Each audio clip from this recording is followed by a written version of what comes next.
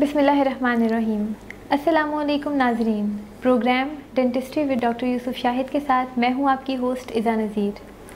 नाज़रीन, खूबसूरती और जाज़बियत हमेशा से एक तसव्वुराती या कॉन्सेप्चुअल मौजू रहा है। कोई चेहरा जाज़िब नज़र क्यों होता है और क्यों तवज्जो का मरकज़ बनता है? नाज़रीन, क्या हम जाज़बियत को साइंसी असूलों पर परख सकते हैं? आइए जानते हैं अपने प्रोग्राम में।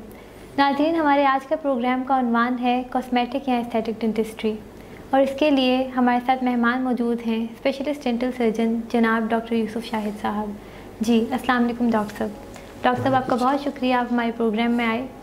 डॉक्टर साहब, हम चेहरे की साख्त को किस तरह पढ़ सकते हैं? बिस्मिल्लाहिर्रहमानिर्रहीम।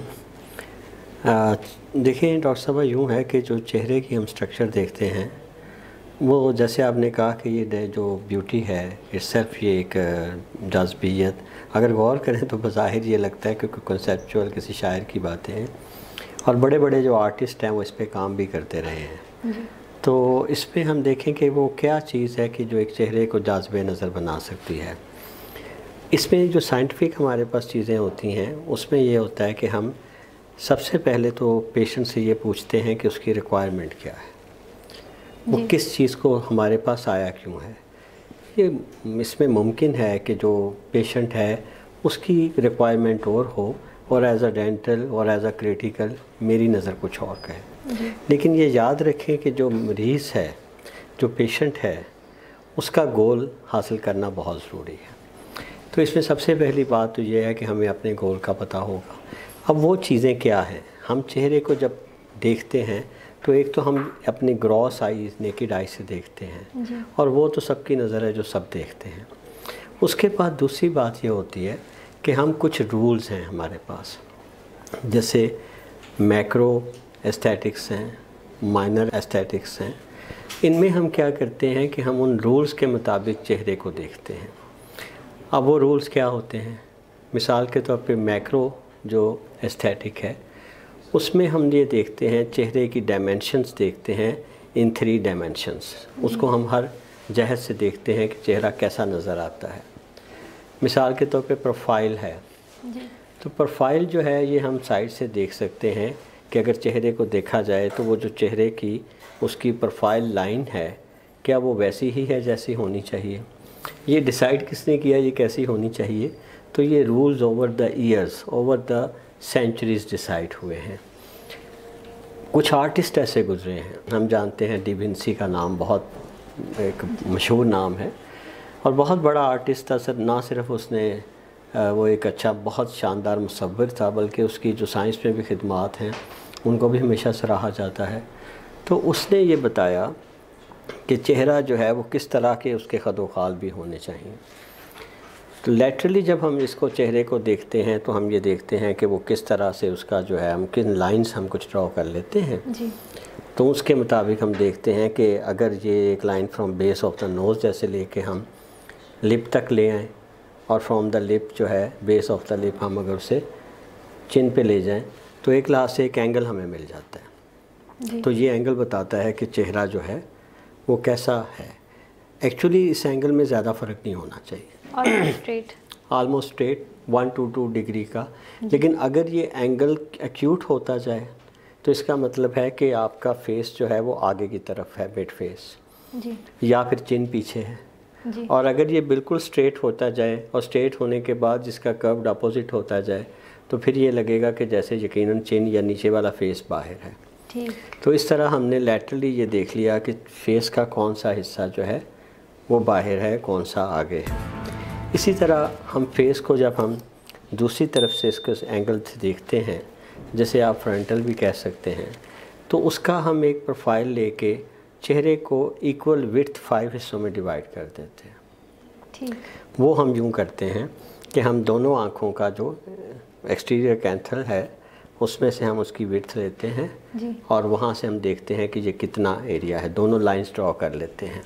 इसी तरह जो इंट्रा ऑकुलर हमारा होता है, जैसे कहना चाहिए इंट्रा पिपिलरी, वो दोनों एक डिस्टेंस की भी एक लाइन ड्रॉ कर लेते हैं जी। और इसी तरह हम नोज़ के दोनों तरफ से जहाँ से हमारी आइज़ शुरू होती हैं वहाँ से भी हम एक लाइन लेके नीचे ले आते हैं। तो ये 3 लाइनों के अंदर डिफरेंट जो फेशियल स्ट्रक्चर्स हैं वो लाई करनी चाहिए जी। मिसाल के तौर पे दोनों आँखों का जो आपका डिस्टेंस है, नाक, नोज़ और चिन इसके अंदर रहना चाहिए। ठीक। अब आप ये देख सकते हैं अगर नोज़ एक तरफ जा रहा होगा तो आप समझ सकते हैं कि ये नेज़ल शिफ्ट हुआ है जी। इसी तरह चिन जो है, फिल्ट्रम जो है, वो उसी लिहाज से हम उसको स्टडी कर सकते हैं। इसी तरह जो हमारा मुंह है, इसका जो बाहर वाला हिस्सा है वो इंटरपिपलरी डिस्टेंस से बाहर नहीं जाना चाहिए। कॉर्नर्स लिप्स के मतलब जाना नहीं चाहिए तो एक ज़्यादा बड़ा लफ्ज़ है, जा सकता है और बहुत अच्छा भी लग सकता है, लेकिन हमारा ये ख्याल है कि this is the balanced point. और अगर वो उसको हम चाहते हैं कि एस्थेसिस हो और अगर ये इसके दरमियान का है तो जो सो कॉल्ड ब्यूटी स्टैंडर्ड्स हैं वो उस पर पूरा उतरता है। तो इस तरह से हम फेस को हम डिवाइड कर लेते हैं एक मैक्रो लेवल पे। जी, हम मैक्रो लेवल पे। अब तीसरी चीज़ ये है कि हम तीनों फेस का आपस में कंपैरिजन करते हैं जी। कि ऐसा तो नहीं कि फेस का ही कोई हिस्सा अंदर है और या कोई, ये जो तीनों एरियाज़ हैं इनको हम आपस में कंपेयर करते हैं। अब इनका एक कंपेयर है जो हम वर्टिकल करते हैं जी। और ख़ास तौर पे वर्टिकल पे डी विंची ने बड़ा काम किया था। सर ये आप लियोनार्डो डी विंची की बात कर रहे हैं, मेकर ऑफ मोनालिसा। जी बिल्कुल, मोनालिसा का जो खालिक था, जहाज़ की स्ट्रक्चर कहते हैं, बना दी थी, द लॉट ऑफ थिंग्स। तो उस शख्स ने ये किया था कि उसने बताया कि फेस को आप 3 हिस्सों में डिवाइड करें, from the hair line to the base of the nose, from the base of the nose to the lower part of the nose and from the lower part of the nose to the chin, lower part of the chin. तो उसने ये देखा कि जैसे आप Mona Lisa देखते हैं तो रेशो प्रोपोर्शन बहुत अच्छे हैं, बल्कि मैंने वो पेंटिंग्स देखी हैं, आप यकीन कीजिए कि उनमें जो बॉडी पार्ट्स और जो उसका फेस का स्ट्रक्चर है वो इतना रेयर होता है कि वो लगता है जैसे तस्वीर आज की रखी हुई है। ठीक। तो उसमें फिर ये डिसाइड उसने किया कि ये अगर बैलेंस होगा तो चेहरा खूबसूरत है जी। इसके अलावा ये भी कहा गया कि जो lower third of the face है उसमें 1/3 जो होता है वो अपर लिप के साथ है और 2/3 जो होता है वो लोअर उसका आखिरी हिस्सा है फेस का। कॉकेशियंस में ये कहते हैं कि जो लोअर फेस है वो थोड़ा बड़ा भी होता है, वो बुरा नहीं लगता। तो ये इससे हमें अंदाज़ा हुआ। इसी तरह हम अगर चेहरे को फिर हम उसके साइड से उसका देखें तो हम 2-3 अपीयरेंसेस और देख सकते हैं कि कहीं फ्रंटल हिस्सा बाहर तो नहीं, या कहीं मैंडिबल तो बाहर नहीं, या मैक्सिला अंदर या बाहर तो नहीं जी। तो इन सारी चीज़ों को देख के एक आप आउटलाइन बना लेते हैं और ये जो आउटलाइन है ये हमें बताती है कि मैक्रो लेवल पे क्या चीज़ जो है वो हमें आँखों को भली नहीं लग रही। क्या वो नेज़ल शिफ्ट है, क्या वो चिन है, या वो कोई और चीज़ है जी। तो इसमें कौन सी चीज़ है। डॉक्टर साहब, इस तरह आपने जिस तरह मैक्रो का बताया, मैक्रो एस्थेटिक्स का, तो मैंने सुना है कोई मिनी एस्थेटिक्स भी होती हैं। जी, मिनी एस्थेटिक्स में अब हम एक स्टेप से आगे चले जाते हैं। जैसे आप माइक्रोस्कोप नहीं करते, उसके डिफरेंट लेंस होते हैं। जी जी। आप एक लेंस से दूसरे को ज़्यादा बड़ा देखें, मैग्नीफाई करने के लिए। तो now we come to the minor details. जी। अब उसमें देखें, एक तो वो है कि जब आपने इट्स लाइक ये जो भी हमने स्टडी किया ना, it's like studying a picture जी। Different angle. अब हम इसमें थोड़ी लाइफ डालते हैं, अब लोग बात करते हैं, मुंह खोलते हैं, अब उसमें हमें कुछ और चीज़ें देखते हैं जो अगर बैलेंस हो तो चेहरा अच्छा लगता है। उसमें पहली चीज़ जो है वो मिड लाइन है। मिड लाइन बड़ी इम्पॉर्टेंट है। हमारा सारा का सारा चेहरा जो है वो खुदा ने सिमेट्रिकल बनाया है। जी। अल्लाह पाक कुरान शरीफ में फरमाते हैं कि लक़द खलक़नल इंसान फ़ी अहसनी तक़वीम, कि मैंने इंसान को सबसे अच्छी शक्ल में बनाया है। और वो अच्छी शक्ल जो है उसमें एक खूबी अल्लाह ने ये रखी है कि वो दोनों तरफ सिमेट्री है, बैलेंस्ड है। अब इस बैलेंस पे देखने के लिए मिड लाइन जो है बड़ी इंपॉर्टेंट है। जी। इसमें हम tip of the nose, philtrum, upper lip central, lower lip और इसके साथ चिन, जी। तो यहाँ से एक मिड लाइन डिज़ाइन होती है। अगर आप मुंह खोलें और दांतों के सेंट्रल इंसाइजर, अपर और लोअर, उनका दरमियानी हिस्सा भी या जहाँ से वो मिलते हैं इस मिड लाइन को फॉलो कर रहा है, तो इसका मतलब है कि दांतों की आर्च अपनी अपनी जगह पे बैलेंस्ड है। जी। तो मिड लाइन को देखना एक बड़ा इसमें। दूसरा ये है जब कुछ स्माइल करता है। जी। अब स्माइल में कुछ चीज़ें जो हैं वो बड़ी इंपॉर्टेंट। अब we are coming to the life, ठीक है ना, बात हो रही है, हंस रहे हैं, तो इसमें ये देखा गया कि जो स्माइल है, जब स्माइल करने से दांत कहाँ तक नज़र आने चाहिए, उसके लिए ख़ास तौर पे जो वो बकल कॉरिडोर का कॉन्सेप्ट है कि उसमें इतना प्री मोलस तक नज़र आने चाहिए या उससे कम नज़र आने चाहिए, तो वो एक अच्छी स्माइल, एक लाइवली स्माइल के लिए बड़ा इम्पॉर्टेंट होता है कि उसके एंगल्स भी डिफ़ाइन किए जाएँ और उसको बताया भी जाए। और तीसरी चीज़ है, एक चीज़ होता है जिसे हम स्माइल आर्क कहते हैं जी। स्माइल आर्क ये होता है कि दांत जो होते हैं ना, अपर दांतों का इंसाइजर एज, वो लोअर जो लिप है वो उसके कर्वेचर को फॉलो कर रहा है कि नहीं कर रहा। अगर वो कर रहा है तो वो बहुत अच्छा लगता है जी। अब ये वो सारे स्टेप्स हैं जो बड़े गौर से स्टडी किए गए हैं। तो जो आपने जिस चीज़ का जिक्र किया, इसमें फिर एक और चीज़ देखी जाती है। अब देखें ना, अब हम दूर से चेहरा नहीं देख रहे, अब कोई बात कर रहे हैं हम बड़े गौर से देख रहे हैं, क्लोजर लुक दे रहे हैं। छोटी छोटी क्या चीज़ें हैं जो इसमें अगर ख़राब हो जाएंगी, मिसाल के तौर पे मिड लाइन शिफ्ट हो जाए तो हंसने के बाद चेहरे में एक अजीब सा इम्बैलेंस आ जाएगा। तो ये डेंटल मिड लाइन शिफ्ट हो डेंटल मिड लाइन शिफ्ट होगी। अगर लोअर डेंटल मिड लाइन भी शिफ्ट और अपर हो तो चेहरा लगता है जैसे थोड़ा सा बात करने में टेढ़ा हो रहा है जी। तो ये वो चीज़ें हैं जो कि एस्थेटिकली जब कोई सामने जाता है उसकी पर्सनैलिटी और प्रेजेंटेशन में प्रॉब्लम करते हैं। इसके अलावा देखा जाता है कि स्माइल करने पे मैक्सिला उसके जो जंजाइवी हैं, गम्स हैं, वो कितने अपीयर होते हैं जी। तो ये बड़ा, अगर ज़्यादा गम्स अपीयर हों तो वो ज़्यादा अच्छे नहीं लगते। आमतौर पे समझा जाता है कि अगर 4 मिलीमीटर तक 4 मिलीमीटर मैक्सिमम लिमिट, मैक्सिमम यानी कि यहाँ तक अगर गम नज़र आए तो दे आर गुड, ओके। लेकिन अगर इससे ज़्यादा नज़र आए तो वो फिर अच्छे नहीं लगते। तो ये चीज़ है जो आपने कहा कि माइनर जो एस्थेटिक्स हैं उनमें हम इन चीज़ों का balance on the both side of the dentition, smile arc क्या चीज़ है, हम इन चीज़ों पे इस पे करते हैं। डॉक्टर साहब हमने अभी मैक्रो एस्थेटिक्स का जिक्र किया, मिनी एस्थेटिक्स का जिक्र किया, तो डॉक्टर साहब इस तरह एक बहुत माइन्यूट लेवल पे माइक्रो एस्थेटिक्स भी होती हैं, तो वो क्या है, आप एक्सप्लेन कर दें। देखिए अब हम क्या कर रहे हैं कि मैग्नीफिकेशन और बड़ी कर रहे हैं। The dentistry is now a very advance field. इसमें हम बात कर रहे हैं एस्थेसिस की, लुक की।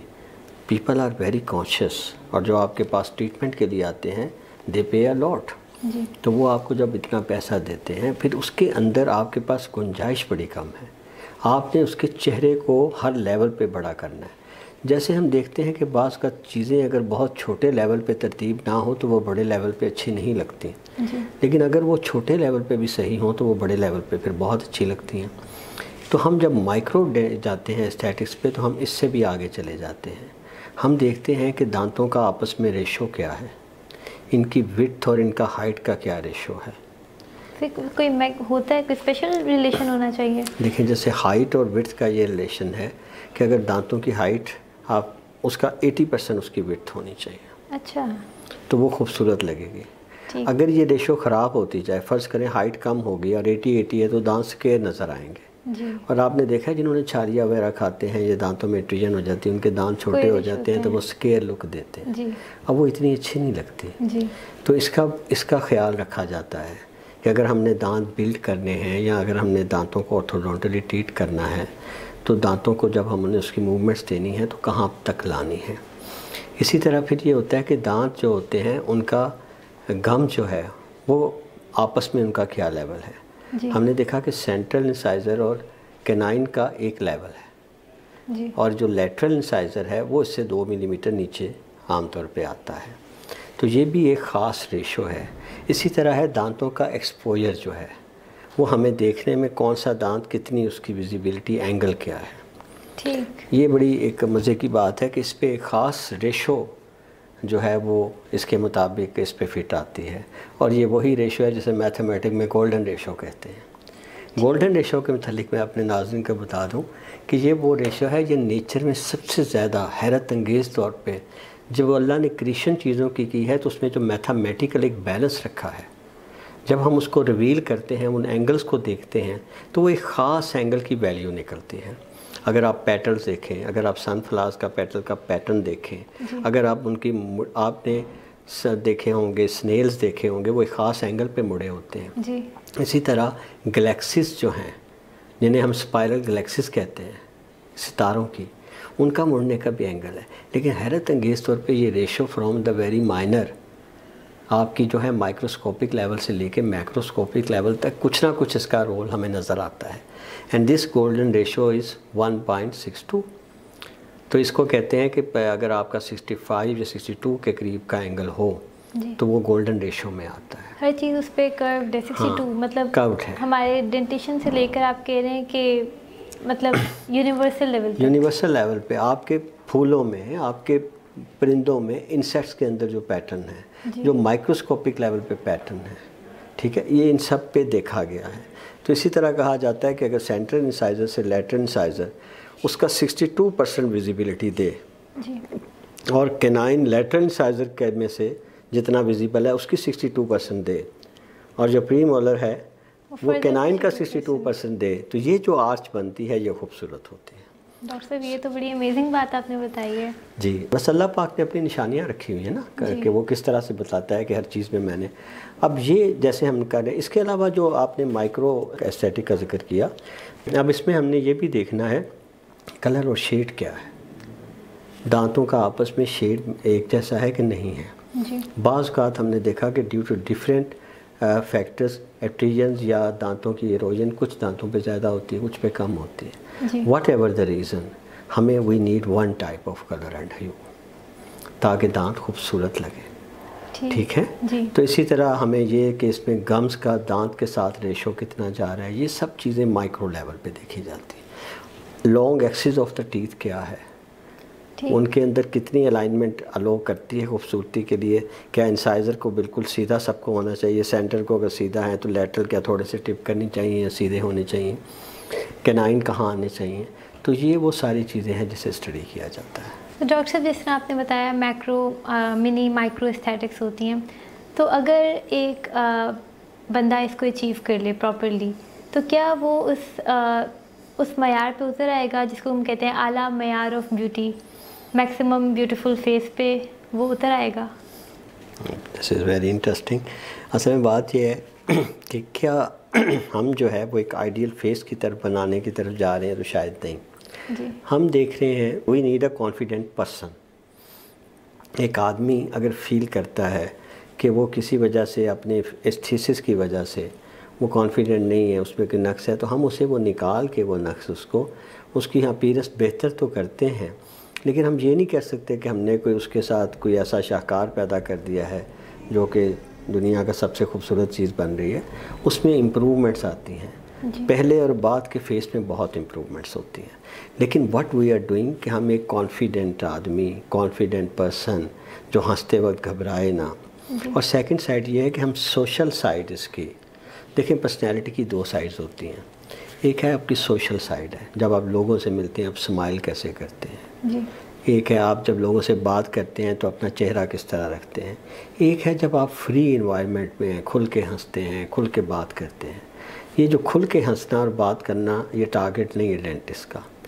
डेंटिस्ट का यूजुअली टारगेट जो होता है वो सोशल साइड है जी। कि जब आप लोगों से मिले तो आपके ऐसी कोई ग्रॉस डिस्क्रिपेंसी या ऐसे एक खूबसूरत सा बैलेंस नज़र आए जो आपकी पर्सनैलिटी को इम्प्रूव कर दे और आप कॉन्फिडेंटली काम कर सकें। डॉक्टर साहब मतलब ये कि एक डेंटिस्ट का यही काम होता है, हमारा यही काम है कि हम पर्सन को मतलब बंदे को कॉन्फिडेंट कर दें। अब ऑब्वियसली अगर वो चाहेगा कि मेरी शक्ल किसी फिल्म एक्टर से मिलना शुरू हो जाए वो तो पॉसिबल नहीं है, उसकी ज़रूरत भी नहीं, उसकी ज़रूरत भी नहीं है। आप एक पर्सनालिटी हैं अपने आप में। तो डॉक्टर साहब कोई डायग्नोस्टिक टूल्स भी हैं जिससे हम इसको मेजर कर सकते हैं? जी देखें, डायग्नोस्टिक टूल्स में हमारे पास बहुत सारी चीज़ें हैं। जब पेशेंट आता है तो वो अपनी एक कंप्लेंट लेके आता है। सबसे पहले तो एक डेंटिस्ट जो है वो एक खुद एक्सपीरियंस है, हमारा काम ही फेशियल एंगल और दांतों की स्ट्रक्चर देखना है। तो आमतौर पे एक जो अच्छा डेंटिस्ट है वो देखते साथ प्रॉब्लम्स को महसूस भी कर लेता है। लेकिन यहाँ ये रहना चाहिए कि आपने पेशेंट की कंप्लेंट को अंडरमाइन नहीं करना कि मैंने जो देखा है या जो मैं समझता हूँ वो ज़्यादा इम्पॉर्टेंट है।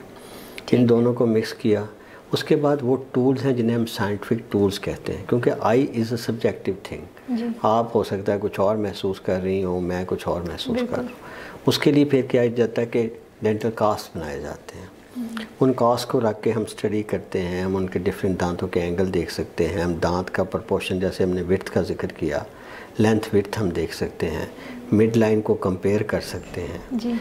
दांतों की दोनों आर्च में कहाँ क्रॉस बाइट है, कहाँ नहीं है। क्योंकि पेशेंट जब आप उसे कहते हैं आप जान तो लेते हैं, लेकिन पेशेंट बाज़ का चीज़ों को सही तौर पे रजिस्टर नहीं करवाता। एक वो अपना उसके अंदर वो कोऑपरेशन इतना नहीं उसके पास होता। कास्ट के बाद हमारे पास एक्सेस टेक्निक्स हैं। हम डिफरेंट एक्सेस जो है वो यूज़ करते हैं दांतों को देखने के लिए। इसमें स्फेलोमेट्रिक स्टडी तो आपको पता है कि ऑर्थोडोंटिक्स में तो बहुत ज़्यादा यूज़ की जाती है। स्फेलोमेट्रिक स्टडीज़ में क्या होता है कि ग्रोथ में कुछ आपके पॉइंट्स ऐसे होते हैं आपके स्कल में और फेस में जिनकी ग्रोथ बहुत कम होती है, वो बड़ी अर्ली स्टेज में ग्रो कर चुके होते हैं जी।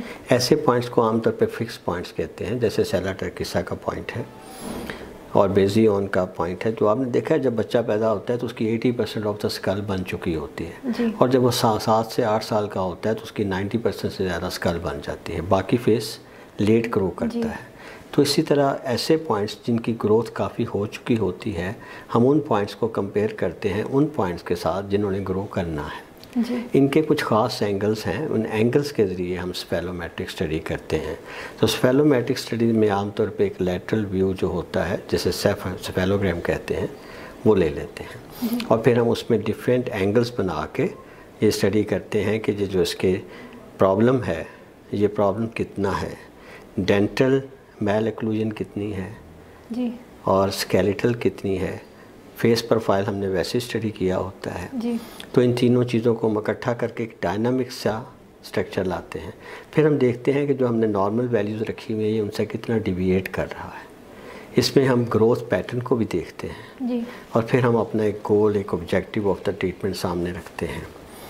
तो इसके अलावा आपको पता है कि हम आजकल तो स्कैन्स वगैरह भी दांतों के किए जाते हैं, उसको भी है, उसको मॉडल 3D स्टडी में भी देखा जाता है। दांतों की एक्लूजन रजिस्टर की जाती है जी।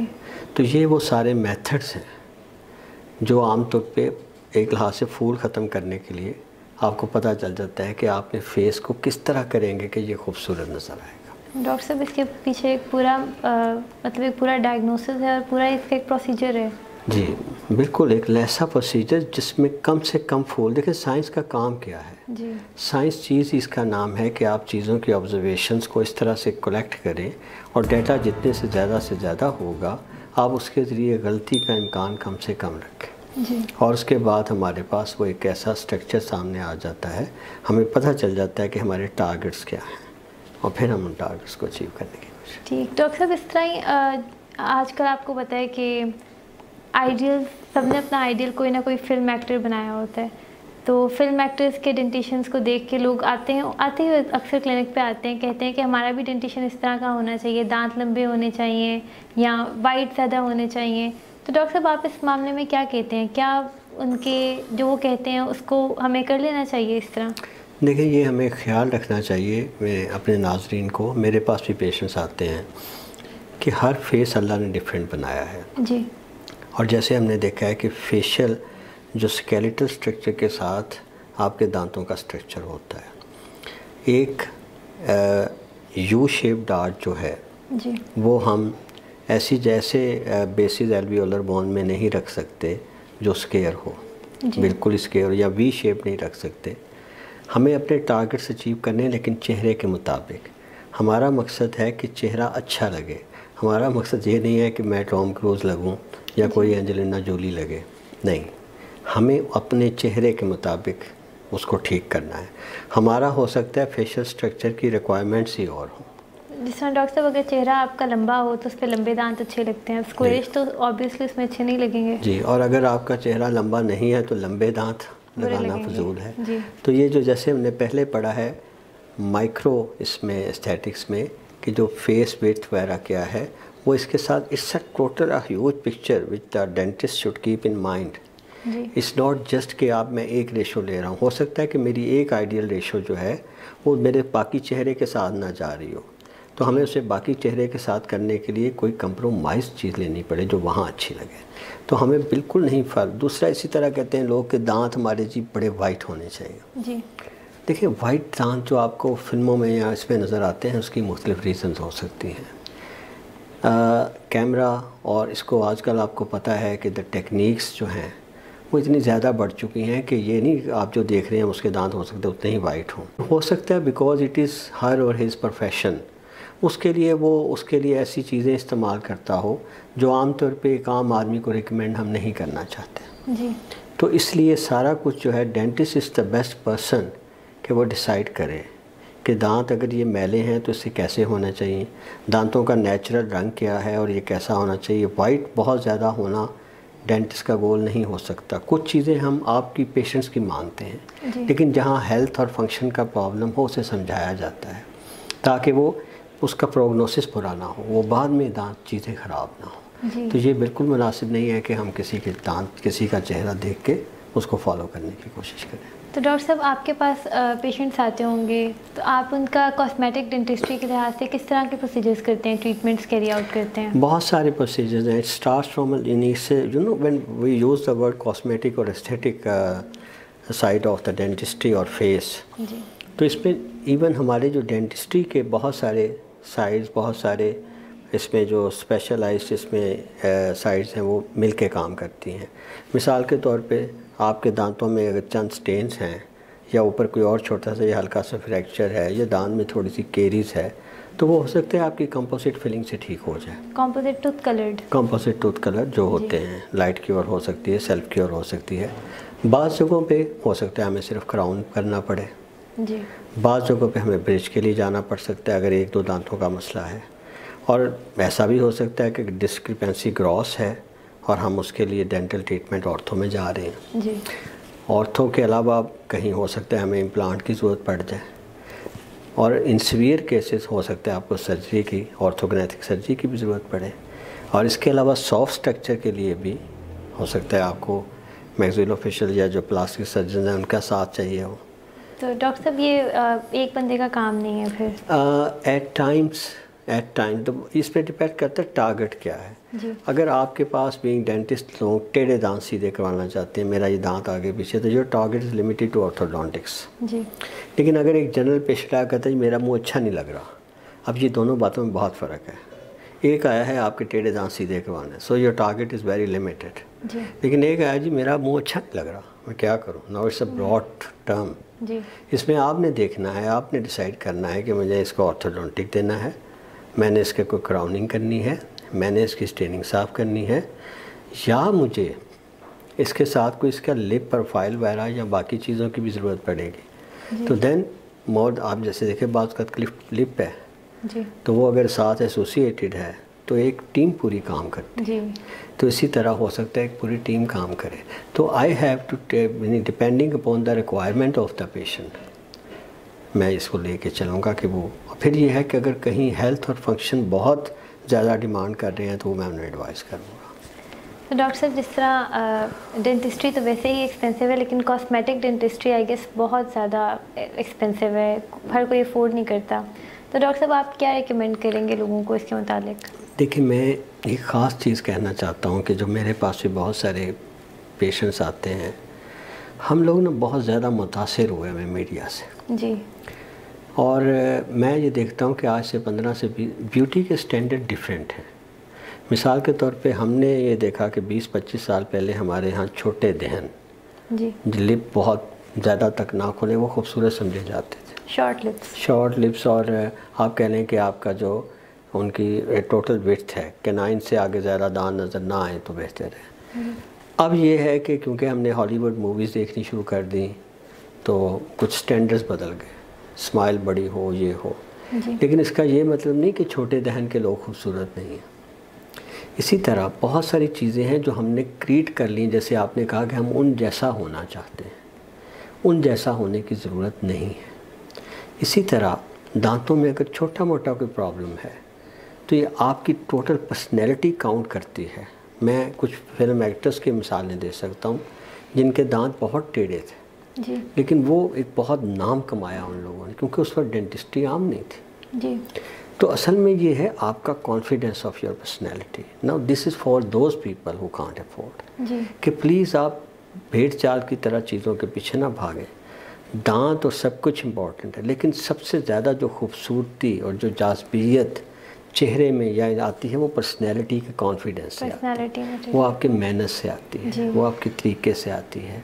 ये चीज़ें बाज़ का हम जिसे डिफेक्ट समझ रहे होते हैं वही एक आदमी की सबसे बड़ी खूबसूरती बन जाती है। तो इसलिए हमें इसमें जो है वो बहुत अगर कोई इम्पॉर्टेंट चीज़ें हों तो उनका ख्याल करें, लेकिन ये ना करें कि अगर हमारे पेरेंट्स या जिन्हें ज़्यादा अफोर्डिंग नहीं है तो हम उन चीज़ों के पीछे उनको मजबूर करें।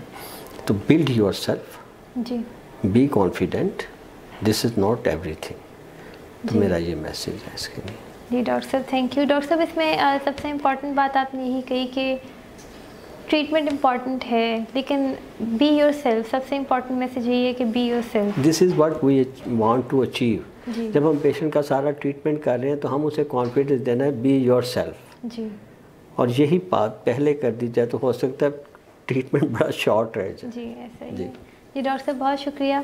नाजरीन, इसके साथ हमारा प्रोग्राम ख़त्म होता है। अपनी कीमती राय का इजहार देना मत भूलिएगा और कमेंट सेक्शन पे ज़रूर बताइएगा अगर आपको कोई सवाल हो। अल्लाह हाफ़िज़।